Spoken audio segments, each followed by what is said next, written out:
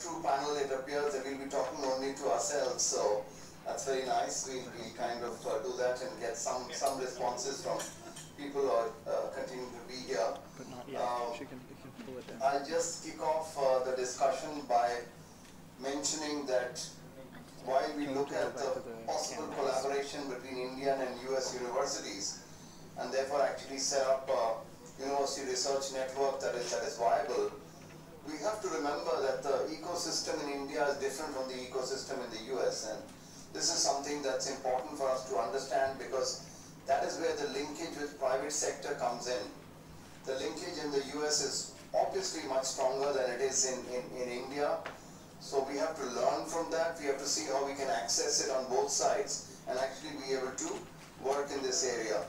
So with those very few words as introduction, I would now leave it to the experts. So may I request Dr. Ghosh from Shiv Nadar University to lead off with the discussions and tell us how we think we can work these networks. Thank you, Ji.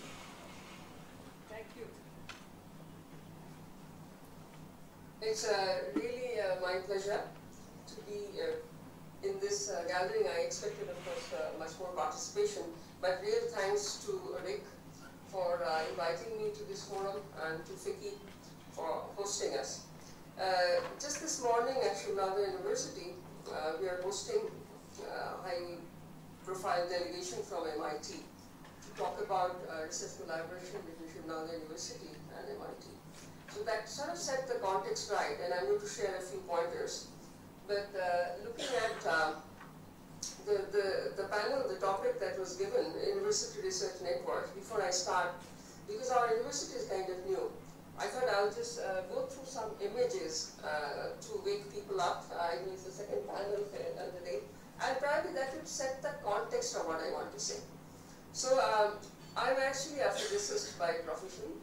Right now, the Vice Chancellor of this university, which is 5-year-old. And the way it is stated there, Shiv Nadar University is a collective dream of many, including me. That says our founder. The journey started in 2011. I'm showing one visit of one president. And this is early this year, 18th of January to be precise, by the next president. So the journey of these 5 years is how we chase the dream, and that will have relevance to what we are talking about today. So the first point actually I want to make is that in the university sector, we tend to, in India, segregate, compartmentalize ourselves in very many ways. Teaching and research as if they don't talk to each other, so undergraduate students not really getting into research. In Shiv Nadar University, as one model, we actually feel that this has to change, and that probably sets the background for our talk. So we use these three phrases about ourselves. We are a comprehensive multidisciplinary university, we are research focused, and we are student centric. The first two are relevant for our discussion today. Higher education sector, the universities are in silos. You want to do technology, you go to IIT. You want to do sciences, you go to ISAR. You want to do management, you go to IIMs. You want to do law, you go to the law universities. Whereas in Shiv Nadar University, under one umbrella, we have all these major schools that are, School of Law is just coming up, but we started School of Engineering, School of Natural Sciences, School of Social Sciences and Humanities. And the latest is a very big bang of management entrepreneurship, and you can see where the linkage is, and Innovation Center is in the offing. So that is the first point, and the research focus, because it doesn't matter who you are, if you are enrolled at the Shiv Nadar University even as an undergraduate, you are doing some form of research. So we believe in a form of learning that we call learn by doing. And so we are very, very privileged to have a student-faculty ratio of 10:1. So right now, the Department of Science and Industrial Research, Government of India, registered SNU. The reason I mentioned, of course, our finance officer was very happy because you get custom duty exemption, but you get it because you are recognized as a research institution. So I think this is, we are only 5-year-old, as you know, 17th of August we celebrated our 5 years. So it's a new university, and being new, we could actually experiment with the form of it, and that's what I'm going to talk about, maybe mentioning a few points. you need all these elements to make it a fertile ground for innovation. And the intellectual wealth you have to have in close proximity for you to make any progress in innovation. So this is what makes us unique, our multidisciplinary curriculum, the fact that we are a 24/7 campus, it's a residential campus, the fact that we have a diverse student body, 21 states are represented on campus, so it's like a mini Europe, that is Tribhuvan University for you, our focus on research and so on and so forth. All of that, of course, works if we have the world-class faculty that we boast. Now, what we are trying to get away, I think my second point really is the value of an education. I quote Einstein because of my obvious bias with physics, but this is a different kind of quote from Einstein. He was replying to Thomas Edison's opinion that a college education is useless. Going by my age in India, I come from the generation that we are in spite of the system, not because of the system. And so college education is useless is the thing that you hear from youngsters even today.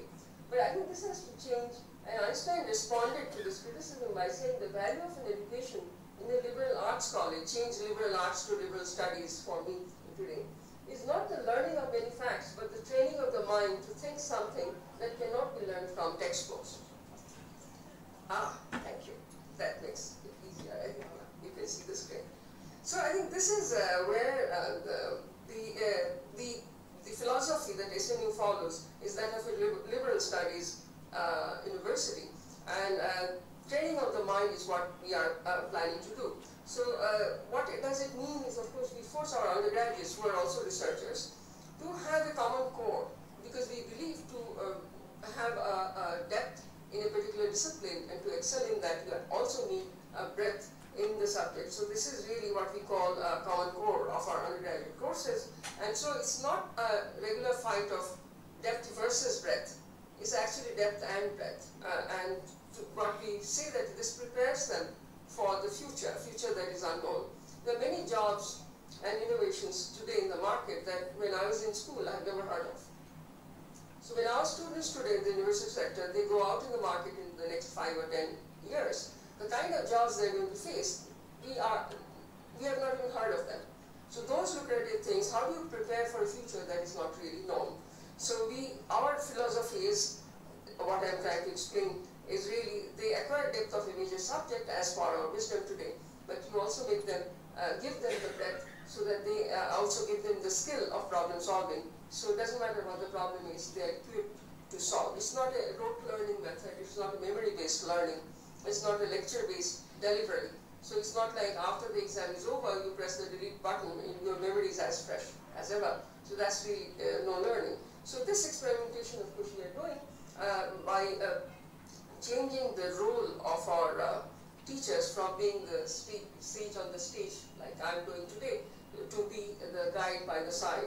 So it's based on really this principle that's very, very old. We seem to be rediscovering our past, that Confucius, the greatest teacher of our and said, I hear, I forget. When somebody is lecturing, you forget. When you see the images, hopefully, that's why this presentation, some of these images you'll remember, but when you actually do get your hands dirty, you actually understand, and that's the learning that stays with you. So this is the teaching learning principle the universities must adopt for us to be successful in today's world. So of course it all depends on the kind of faculty we have, and we have a global intellectual pool converging, and the awards and everything has started coming. The other thing that helps in an innovative forum is to have the flexibility to sort of say what I call two kinds of time scales operative in the university. One is the 300-year time scale, I mean your additional departments, etc., etc. The other are maybe 5-year, 10-year, 30-year maximum time scale. So these are the topics of research that are of interest today. So kind of market-driven options, if you like. For example, we have research centers. They're kind of virtual centers that take faculty from all departments. And we have big data analytics, to Center for Environmental Sciences and Engineering, and to the Center for Public Affairs and Critical Theory. So these centers are extremely popular hubs in our outfit, and this is something that I'm encouraging. Of course, none of this can be done without the proper investment. You need the research infrastructure. That brings me to my third point, that particularly in science and engineering, doing research and then generating innovative intellectual property is expensive. So it makes sense to network. The kind of facilities I'm showing are of course from SNU, but including IT and all. So you need this to make progress. And one kind of an innovative idea that we have a scheme outside the curriculum that we call our scheme, Opportunities for Undergraduate Research, OUR. So students inside, not inside the curriculum, outside also participate in research under faculty sponsors from anywhere in the university. These are your future researchers or entrepreneurs. So these kind of schemes I'm actually propagating. And so to sum up, what I'm saying is that any partnership framework that we are talking about, the incentives are many, right? Because it's expensive, it helps to collaborate. It's also been shown by data that collaborative research and collaborative inventions are cited much more than individual researchers. But all of these things do not work out of charity. I think the first panel set the right background for what I am actually trying to say. So you start with the matching philosophy, you choose your partner well, and so it has to be on complementary resources, and this is not really a charity, so it has to be some equity in partnership. Obviously in the university-based network, there could be student-focused programs or faculty-focused programs. These could be curriculum-based because curriculum not necessarily is not out of research. And research-based, where a sharing of trends and best practices in, say, admin support is also something that we can share in, because this is where the MOOC, the SPOC, the MOOCs of today are coming into place. And I think if we are trying to make those centers and sharing of that, then it makes sense to talk about the blended learning approach that everybody is talking about. So from curriculum to research to administrative digitization of higher education, there are a whole lot of frameworks that we should talk about, but all of it has to be on each other's strong point. Now, so of course there are industry partnerships of various kinds, the international collaborations we are running at SNU, there are examples of that. The one thing that I want to flash is that since my actually last point is every time university, if you have a partner in the States, this is a successful program we run with Duke on research collaboration, and the essential steps are the following. That we need to identify areas of collaboration, as I said, on the strength of each partner, not on weaknesses. You don't go there with a begging bowl, because otherwise it is not sustainable. The second step in this is to organize joint meetings or workshops with domain experts to identify research questions. And the third part is, of course, call for joint proposals. You review, select, and award grants. So this is how we have at least one already very successful model of joint research that's working. And I think it's very important that we identify and figure out the common thread for success. So in Shivnal University, we keep saying, because the government's this slogan, Make in India, is everywhere. And at Shivnal, we try to change it to say, it's made by India, not just a factory, but a country of innovators, and that should be India. So the one last point that I want to make is that I come from, of course, I am a thoroughly government person all my life, and then I have become the head of this new private university because of the vision and mission this university has. Everybody is talking about, Vicky is the right forum for it, everybody is talking about PPP, public-private partnership. But private players in most of these initiatives by the government, whenever they have, say, MOUs with foreign partners, it's not a level playing field. Most of these cooperations go to MHRD funded institutions. So I think we are not saying that favor the private, but I'm saying that offer a level playing field. Let the competition be out there for everybody, because as the government is saying repeatedly, individual grants and everything is okay, but it's still really not a level playing field. So we are talking a lot, but I think time has come that we all walk the talk. Thank you. Thank you very much, Dr. Ghosh. And not only have you flagged the fact that the private sector education system and universities are recent phenomena on the whole scenario, but we have to also look in terms of the collaboration, because we are looking at this in the context of the innovation forum that we have today inaugurated. So how is it that we are able to actually drive this agenda a little bit more in that direction is probably what we need to look at. And of course, therefore, now turning to Dr. Khakkar, who's from the director of IIT Bombay. So they are not only part of a system which evolved a long time ago, but they have government support behind them, and so maybe from him we'll learn of how it actually happens and how the real world, at least the Indian world, works in this area.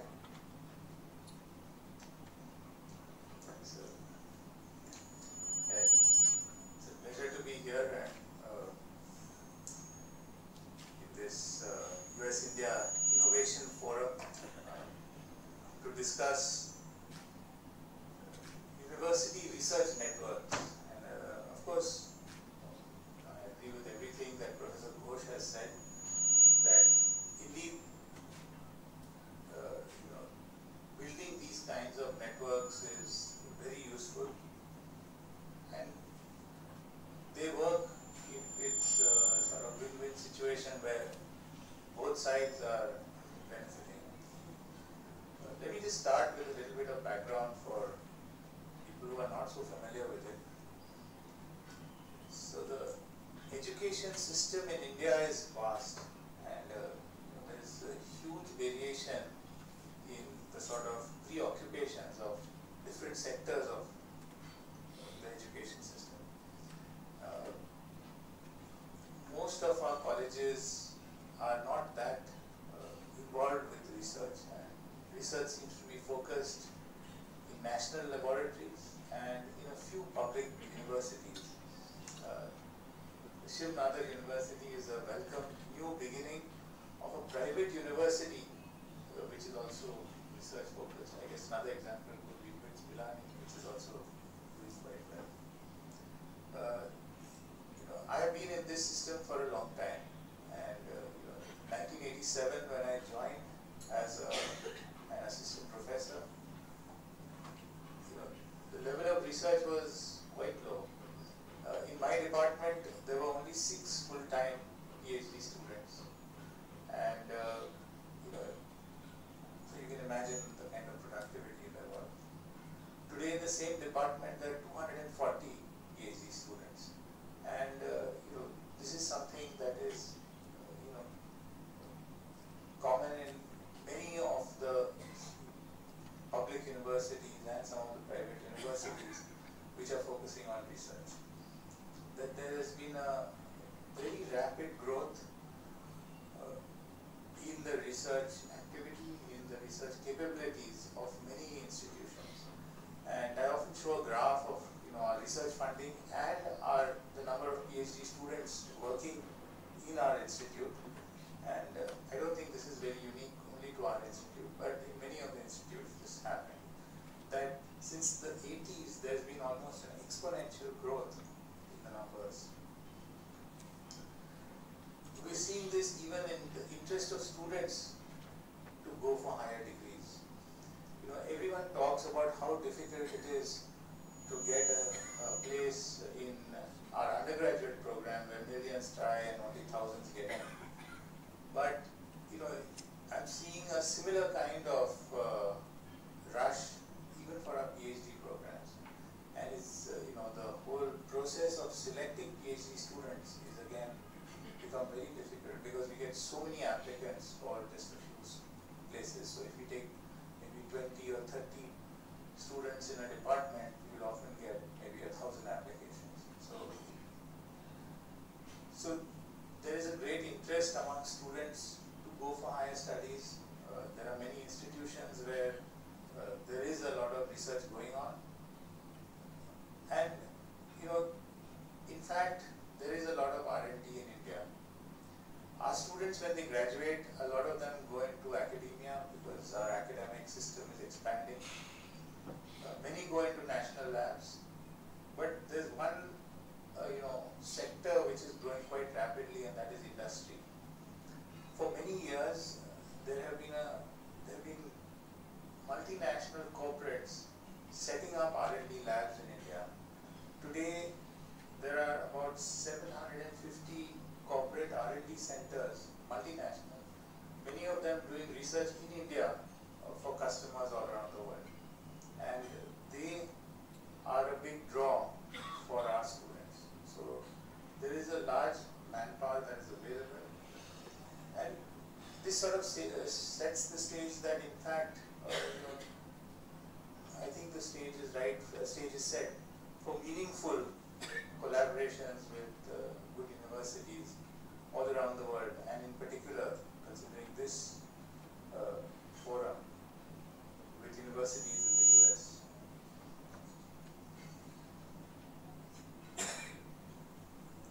Research collaborations have been driven initially by the they've been very successful now. We have something called the India-US Science and Technology Forum. Rajesh Dayal was supposed to be here to head that forum, but that organization essentially funds bilateral research between scientists in India and scientists in the US. And they essentially fund a large number of these projects every year. And really this has been a support for cooperation between scientists. So this is not quite a university network, but it is a starting point. There are other longer term schemes that are available. And one example is the US-India Clean Energy Center, where a number of institutions from India and the US have got together and are addressing problems related to clean energy. For example, IISc is leading a major thrust on solar energy from the Indian side, and together with a consortium of universities, which includes MIT, Washington University, and Purdue from the US side. And there are a number of industries involved as well. And the funding is about $25 million on each side for 5 years. So this has involved really the formation of networks, and we see really good collaboration. We see visits, frequent visits from both sides, people working on joint projects, and we can expect that there will be substantial benefits that will accrue from such kinds of long-term and deep collaborations. I hope that this forum can recommend that such types of programs can be increased so that networks like this can function. But in addition to this, there have been many initiatives that people have taken at the institutional level to build long-term relationships. And I'd like to just say, talk about a couple of them that IIT Bombay has taken.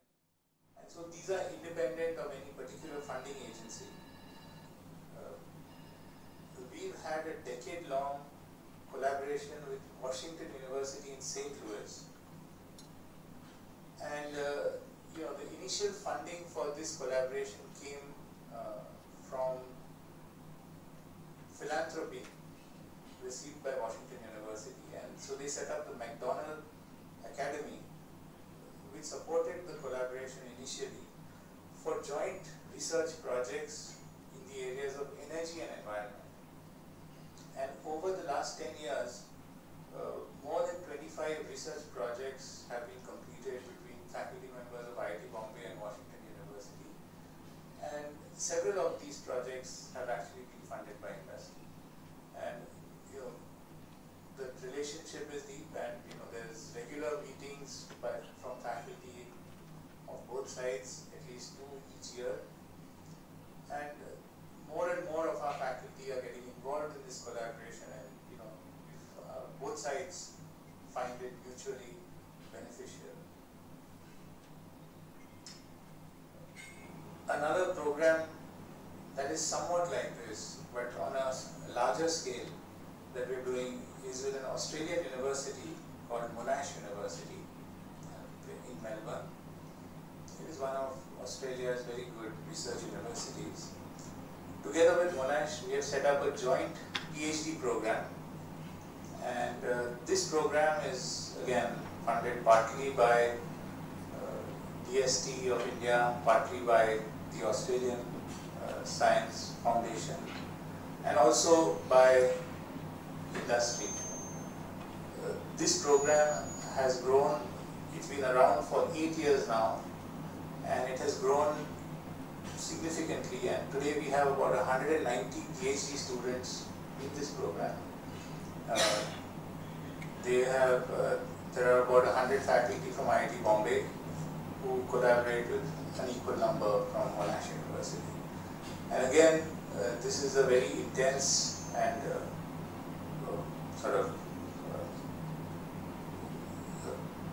intense collaboration, which has a lot of opening up of both universities, because to run an academic program of this scale requires the administrations of both sides to work very closely together. We have another center called the Tata Center. This is funded by the Dorabji Tata Trust, which works essentially on frugal engineering. It works on problems which address issues of those at the bottom of the pyramid. MIT also has a similar Tata Center, and both of these work very closely together.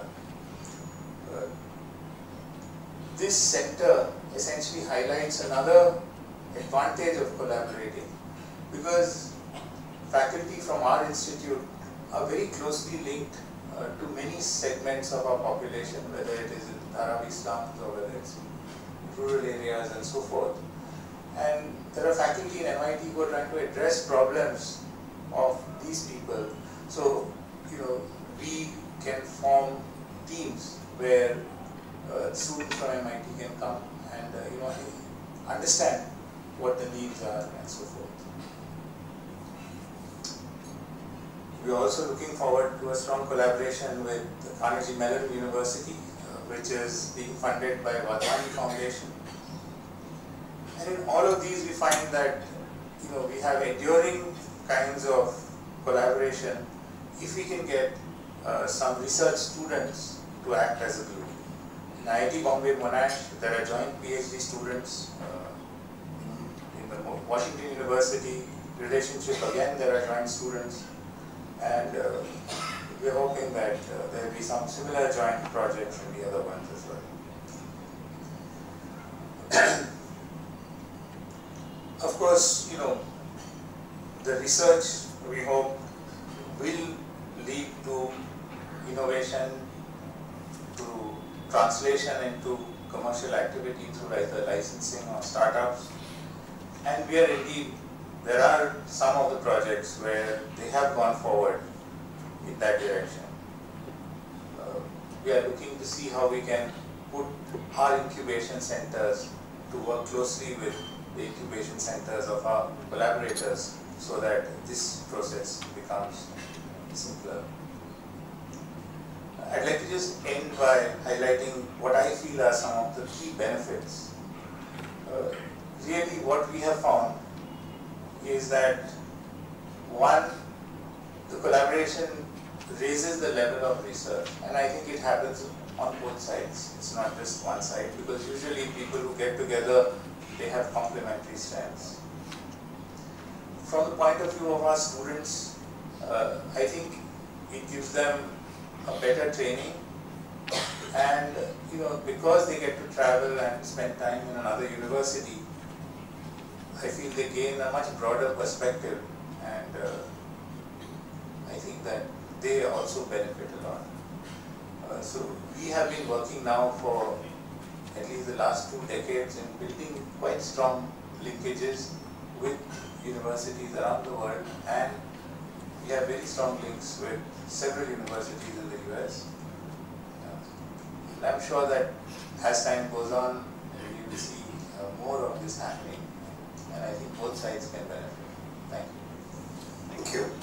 Thank you very much, Dr. Kaushik. That's very good to hear that your Of course, IIT Bombay is not only old, but it's had a large number of collaborations over the years.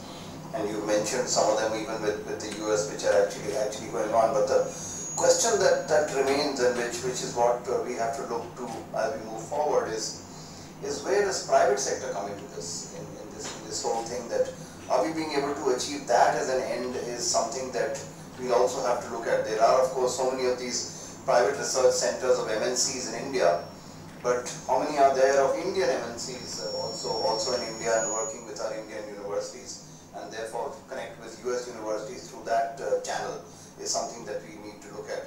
We're very happy to have Dr. Vijay Chandru with us, who's not only been working in the US but has also worked in India and is part of also the Niti Aayog Atal mission, etc. So he may be able to tell us how we can actually take this forward. Please, Dr. Chandru.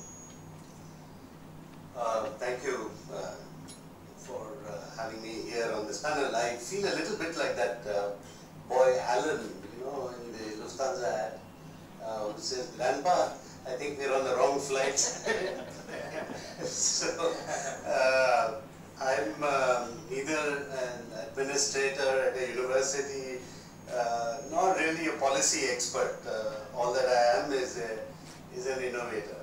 I guess I'm a professor who stepped out of the ivory tower and started innovating. This was about 17 years ago. I had come back to India, and I was a professor at the Indian Institute of Science in Bangalore.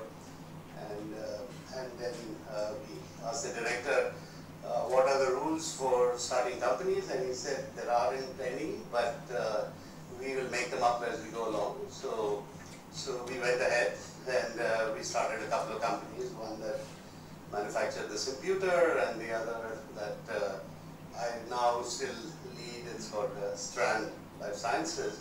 It's a personalized medicine and precision medicine company. The translation of knowledge from the lab to the clinic, and perhaps the experiences in both countries. I studied at MIT, I taught at Purdue for about 11 years, and then came back to India. So I think I will try to draw from those experiences and speak a little.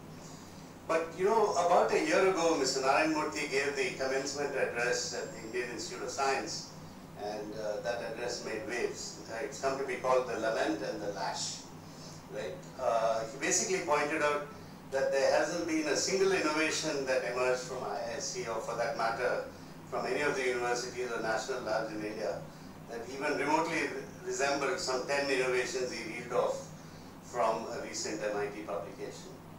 Of course, the Kaufman Foundation reports that the top line of enterprises created by MIT alumni alone surpasses the GDP of India, right? And by a little bit, and provides employment for roughly 25% of the state of Massachusetts.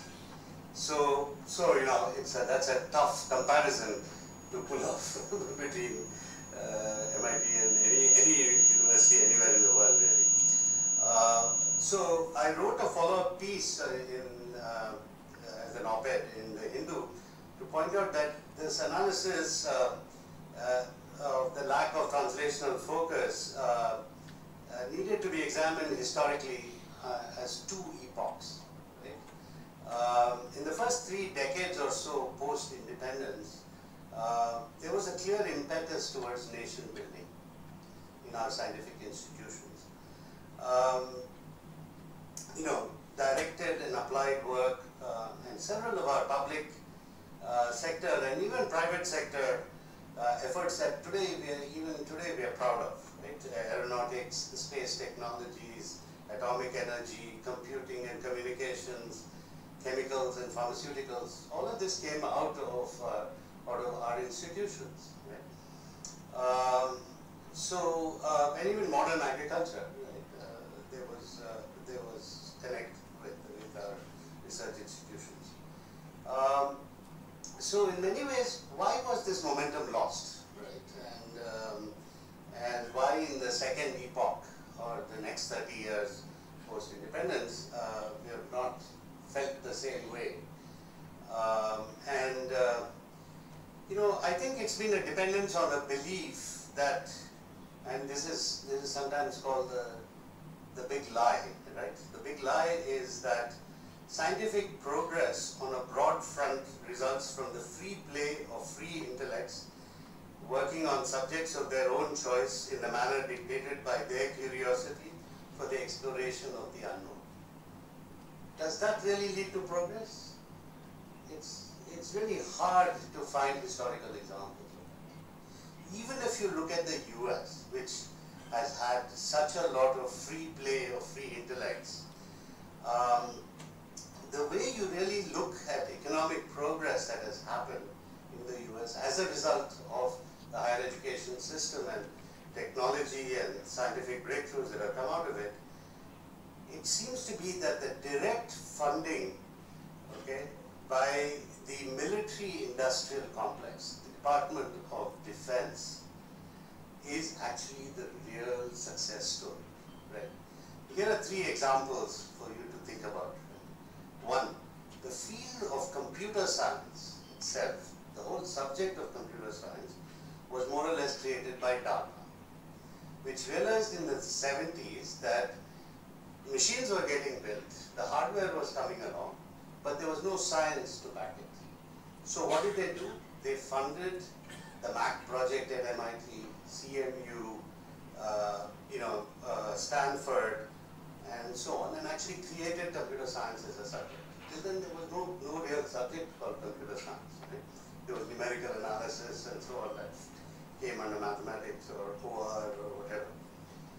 Of the second nice example, right? Of the 13 areas of technological advancement that were essential for the making of the iPhone. The iPhone is the icon, right, of technology, and but out of these 13 advances that were needed, 11, including the microprocessor, GPS, and the internet, can be traced back to vital military investments in research and technological advancement.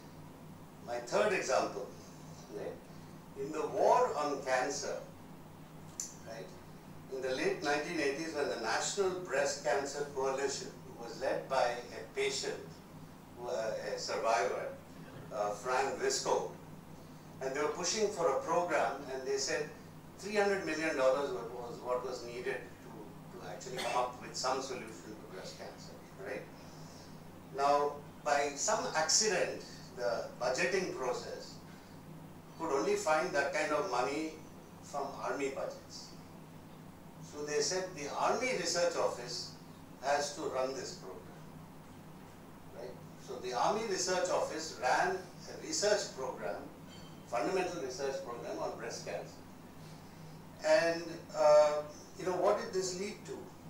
It led to the first time that people actually thought of targeted therapies, which were biologically oriented, right? Because academics had said it won't work, but the patient said we want it to work, and the army said we'll make it work. Okay, so directed work was started, and this led to the development of Herceptin, right? Without this effort, there wouldn't have been Herceptin and Genentech. Now further, ignoring the objections by scientists, DoD also ramped up funding for immunological approaches to curing cancer with support for vaccine research. This led to the understanding of the PD-1 and the PD-L1 pathways, which today have led to Keytruda from Merck and Opdivo from BMS, which are the biggest success stories in cancer therapeutics, right? So I think we have to completely rethink about how funding works, how it has to be directed, and how we take it forward. So the story of DoD's success with the mobilization of science suggests a 3-pronged strategy for scientific development. Scientific knowledge advances is of most value to society when it is directed to solve problems, especially those related to technological innovation, and not when it is directed by the free play of free intellects. Free both in the sense of freedom and free beer, right? So, when science is not steered, it tends to move from evidence-based to eminence-based, right, and becomes self-destructive. Today, a large part of the scientific literature is not reproducible.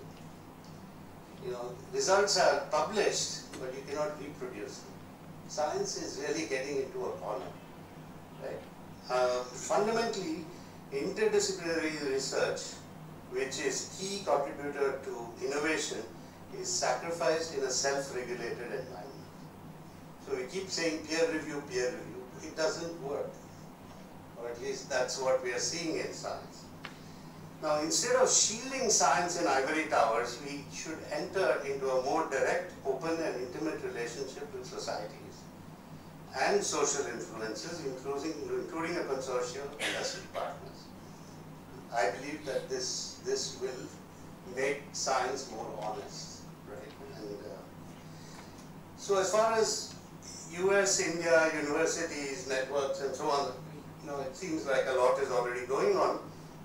But I think I was very happy to hear that SNU has taken such a strong approach on interdisciplinarity, because if you don't have interdisciplinarity and don't break down silos, it's very difficult to be innovative, right? And so that is something that I think the Western universities, particularly places like MIT, Stanford and so on, have worked really well, and you know, we can learn from those.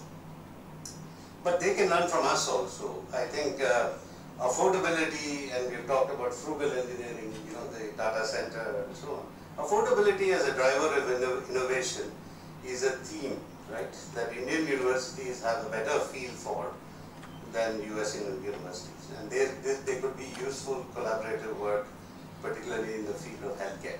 You know, that's because I'm close to healthcare. You know, for example, I think of Indian extensions of precision medicine initiative or the moonshot on cancer, and I think we can actually, you know, contribute.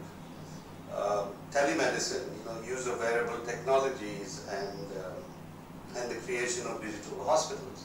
I think, again, you know, we can leverage a lot of what we are good at and probably be a good fertile ground for collaborations where we are giving back to the Western world. So I'll stop. Thank you. Excellent. Thank you very much. In fact, you raised some really basic and your examples were excellent, and how the US military ended up supporting science and all this activity. In fact, that brings a question that I'd like to address the three panelists here before we open it up to the rest. You know, the US and India, we are talking about US-India collaboration, and innovation forum is meant to be part of that.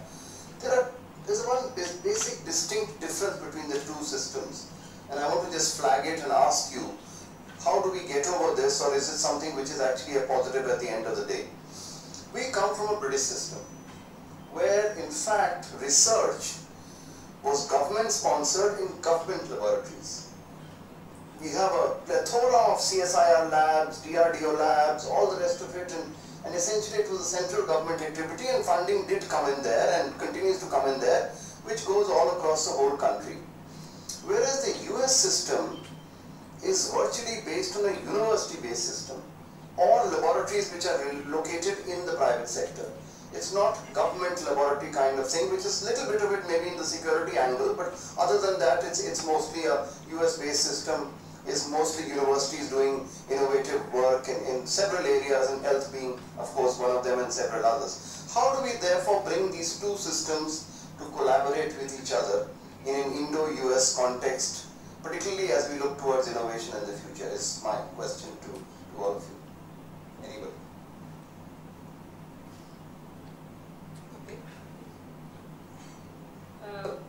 I think it's a valid question. First point, actually, even in the US, we must remember that if you look at NIH funding, it's not all private. The maximum direction comes from the government sector. If you look at, like Vijay Chandra mentioned very nicely, actually the defense-driven research, it's public owned, it's not private. So for me, it's not a question of either or. is a question of partnership that I talked about. And the reason for that is that you need both. Sometimes it's vision dominated, meaning it's a top-down approach. You know certain areas are important. That's where the necessity of a policy document, right? If everything was just market-driven, free for all, then there would be no need for a policy. The policy is the collective wisdom of a nation. And I think India has policy documents that need to be, necessarily because it's top-down, that needs to be funded accordingly. Then there are, of course, for stability we go for bottom-up approaches where organically, like this victim Vijay was talking about, that, you know, not that I feel like doing, but, you know, I am a quantum optician, quantum information, the basic unit of ELISA. If you, in 1960 when it was actually made, people thought it was just a good fundamental device, what's the use? And by the time I went to do my PhD in the US, nobody even asked that question, even in supermarkets here, lasers everywhere. So the point is that one kind of research and innovation you'll kill if you just go by short-term market-driven vision. So we need both. You need to have a careful policy document for the government to invest in, because this is taxpayers' money, we are not going to waste it away. But on the other hand, it's necessary that the basic curiosity that is given, because you cannot quite predict. If you kill fundamental research today, I can guarantee 30 years later there will be no applied gadget in the market. So,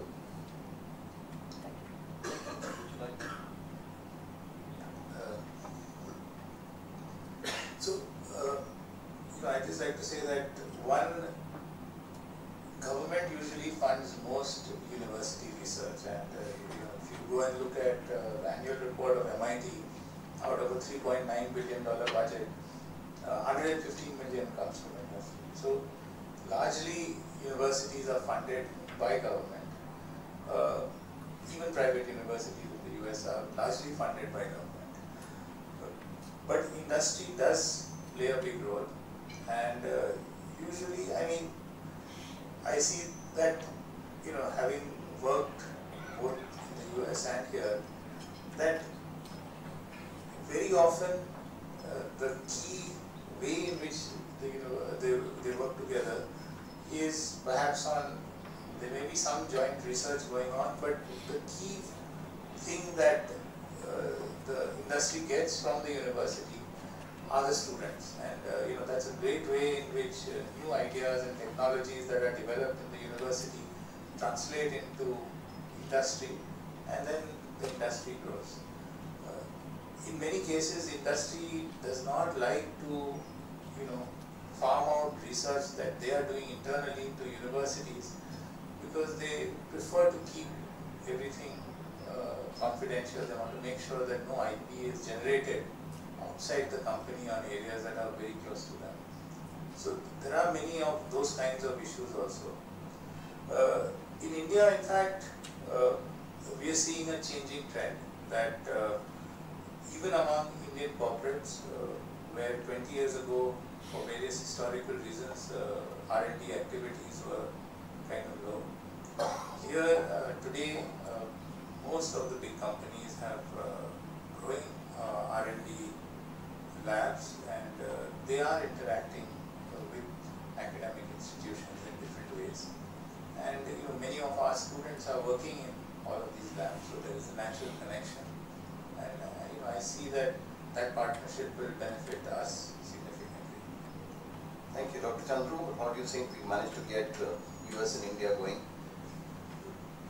Right. So I think first let me just also reiterate, like the others have said, that there are it's not either or, right? I think they both have to coexist. But the question is, what do you put emphasis on, priorities, and so on. Also, much of what I said was actually criticism of the US system as well. Actually I drew a lot of what I said today from a paper called Saving Science, written by Daniel Sarowitz, which appeared in the New Atlantis just a couple of months back. So it's not like the US has cracked this problem, because I think there is a feeling in the US that a lot of money is wasted, in the sense that scientists have been building edifices that that have not actually given back to society. So, just to point out that there's problems on both sides of the Atlantic, right? But I think the challenge for us in terms of getting better private sector engagement with industry is, and I think IIT Powai is probably one of the best examples that I know that has done a good job of this, of actually interfacing with industry.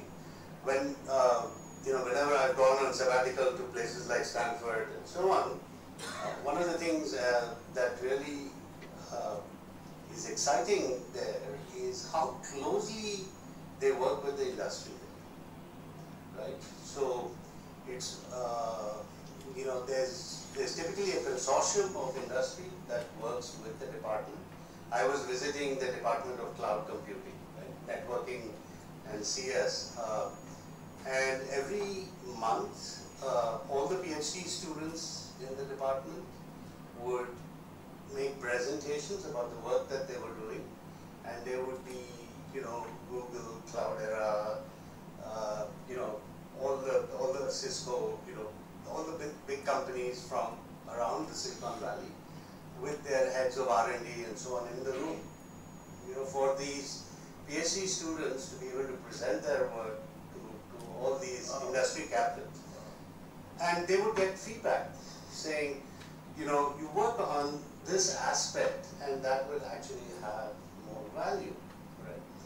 And lo and behold, that PhD student cracks that problem, starts a company, gets funded by Cisco, and builds an Ethernet infrastructure for Facebook, right? So that kind of continuum is what I think we need to think about carefully, and how we open up our universities to this kind of wholesome interaction with industry. Wonderful. Thank you very much. Let's have some. Yes, ma'am. Would you like to? Good afternoon, everyone. That was a wonderful session. I immensely enjoyed Dr. Chandru's perspective. I come from the healthcare sector. I am Dr. Pooja Sharma from the Medanta Hospitals. This is a tertiary care center in Gurgaon. My question to Dr. Chandru is, why do you feel that there is such limited healthcare innovation happening in India? I didn't say that there was limited healthcare innovation happening. You said limited healthcare translation then. No, even that wasn't true. I actually said that healthcare would be an area in which we could teach the West. Both in terms of, but certainly, I think what is true is that in healthcare, there are some major breakthroughs that we still get from the West. I mean, let's not kid ourselves, right? So I wouldn't be doing DNA sequencing if Illumina didn't build those sequencers, or Thermo Fisher, or whoever makes those sequences. But we can innovate on that, right? All the bioinformatics, all the interpretation, all the curation and clinical reporting, and the richness of the clinical cases that we can bring to bear on this. And, and we can make it affordable in a way that they can't, right? And that's the value we can give back. So I'm glad you raised the affordability issue. How can the US-India Innovation Forum actually bring something like this together? Okay, we'll answer that one also, but before that, a couple of more questions. Yes. Ramanujan again. I'm glad Professor Chandru gave a perspective about the funding of US science. I would like to draw your attention to the size of funding of the military, US military industrial complex itself. I read somewhere of the $1 trillion of the annual budget for the global security expenditure, $650 billion come from the US military budget alone. So the funding resources essentially give either direct or indirect direction and vision of the priorities of research. So that is something very important that we could remember. And then, as you said about the first 2 decades in India and what happened later, I think the US universities broke new ground during Abraham Lincoln when he gave land grants to the universities, and the US universities by and large modeled themselves not after UK universities but German universities. Okay, excellent. We'll take a couple more. We just, yes, sir, because we're running out of time. Yes, ma'am. Good afternoon, I'm Pratibha. I received my PhD from University of Tokyo. So I just wanted to refer to the 2 models that I discussed, the British and the US. And I guess a little reference to Dr. Chandru's talk as well. In my own lab, I've seen that the collaboration between the industry and the lab is at a very close stage, while the project is being written. So it's not judging the progress, but the industry interests are present at the stage before the project actually begins. Wonderful, good So example. is that something that we could work here with this collaboration? Sure. Any other question? Yes, sir. Yeah, my name is Sadev Singh. I did my PhD from Virginia Tech. I also taught in US for 5 years. I have recently relocated to India. And what I see, I come from agriculture sector. I see a neglect of this particular sector in which 50% of the population is engaged. And maybe probably 60% of the total population depends for livelihood. And there is no representative from American universities or their education system in this matter. And this I have seen in many forums where we neglect the maximum or the biggest proportion of our population. I think my observation is that we are not a merit-based society. We promote mediocrity. We promote people who follow orders, and that is the big obstacle. Is there anything which this panel can suggest? Okay, thank you. Anything else? The last one, yes. Yes. Thank you, Ravi sir. I am VK Singh, Director of SCHA Genomics Private Limited. I have one question. In our country there is a reservation system. A professor's strength is a student. With the collaboration of the professor and their master and PhD student, his power is built up, and that lead to innovation. Once you put the caste-based reservation that limit the quality students come in university, then you again limit with state reservation. Suppose Uttarakhand Pantnagar University, that is a famous and #1 university in agriculture, but due to this caste-based reservation is okay, because whole country students after all coming the cream they have to study. You limit the state reservation 95%. Then only the Uttarakhand students, that is not a quality as a cream as a whole India. So the quality of university going down and down and down, how that professor lead without a good student, a good innovation, how he collaborate without a good profile to American institute or industry. Okay, thank you, great. We've had 4 or 5 comments here. Would the panelists react to any of them at whatever they feel they wish to react to, please? Yeah, I'd just like to say that one of the questioners was talking about involving industry right from the start in the PhD, and I think that CII has a very nice scheme which is called the Prime Minister's Fellowship, in which now a large number of students are enrolled.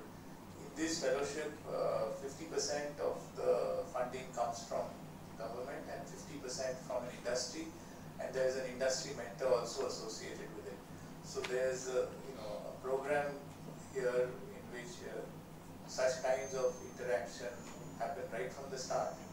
And of course, every university has their own industry partners, and very often there are students working on industry projects, so the same thing happens. One thing think that very ambitiously we say, I mean, I said SMU that I do not like to react to the market, but I'd like to be able to drive the market.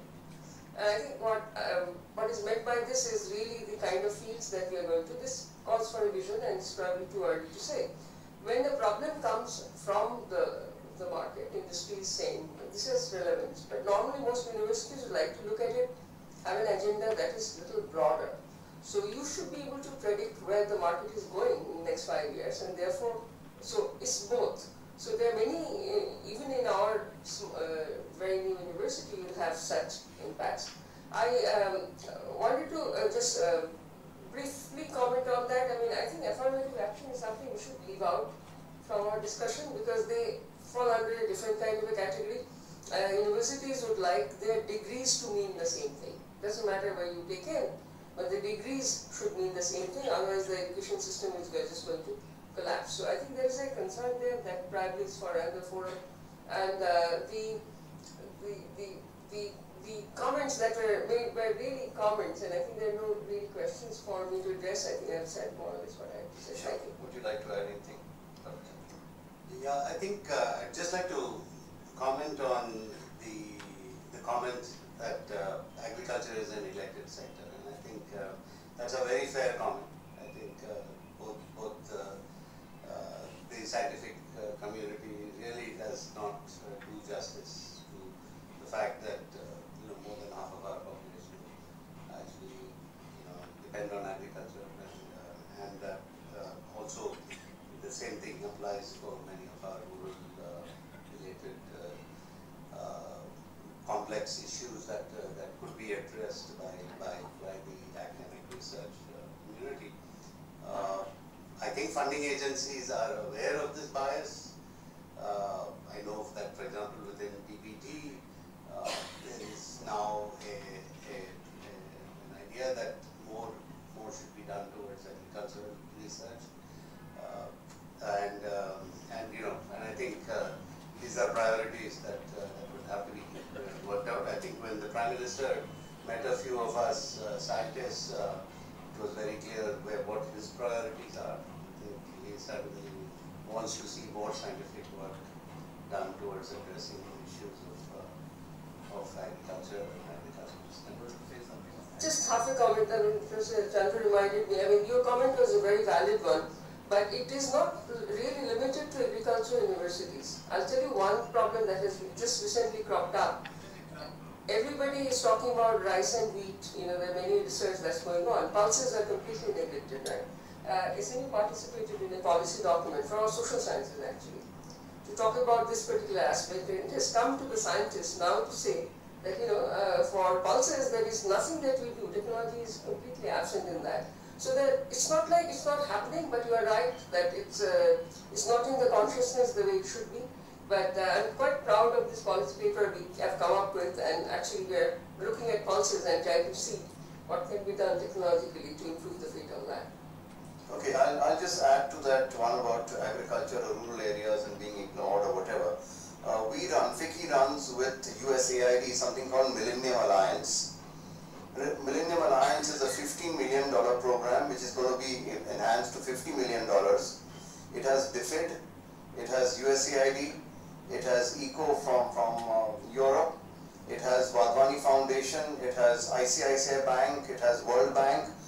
It's becoming into a large innovative work that is happening. The entire focus there is bottom of the pyramid technologies. So the only criteria followed is that it has to be relevant to the rural areas. So it's not directly agriculture, but it's completely bottom of the pyramid. We have now at the present moment done 52 new innovations and companies, and each company incidentally gets funding as much as 5 crores over 5 years. It's a very highly intensive upscaling of technology that is done. The other question was there about what can India and the US do in terms of this collaboration and innovation work. I'll give you another example. We have in FICCI run for the last 10 years something called the Innovation Growth Program, which was done by Lockheed Martin and Government of India. The entire program is nothing but commercialization of research. The entire program is based on trying to pick up technologies which are done either in Indian labs, that is CSIR, DRDO labs, and how can it be commercialized? We have now commercialized 500 new companies over the last 10 years, and Ernst & Young did a third-party audit on it for us last year. The market value of those is $800 million, and they're all startups, all small new companies. And what we did was, we worked with the US, we worked with IC Squared Institute in Austin, Texas, to learn and understand how innovation can be commercialized.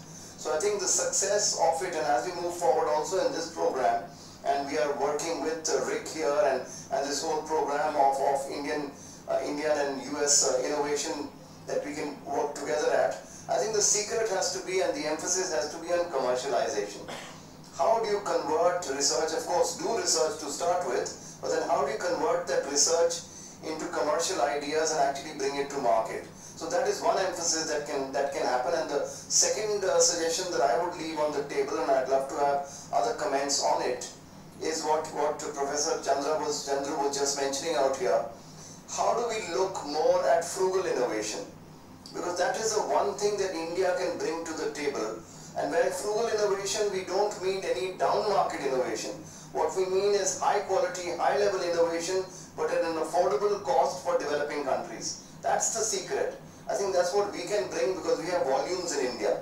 Whether it's water, whether it is sanitation, whether it is smart cities, whether it's IT, it's the volumes that we are able to bring to the table that can actually result in this large scaling and upscaling of innovation that were to happen and were to come, whether it is health, whether it is education, whether it is social sector, or it is the industrial sectors. So I think in that context, this forum that we are attempting to start with the US in innovation is something which will be cross-cutting, which will of course have different stakeholders from universities at one end to industry on the other, and really be able to hopefully bring actual projects and actual work on the ground, so that it's not just an event which happens, but can actually take up projects in this area, and we're going to work towards that. That's the whole idea behind even today's discussion. So if anybody else would like to offer any further suggestions on it, particularly in terms of how do we get more of private sector participation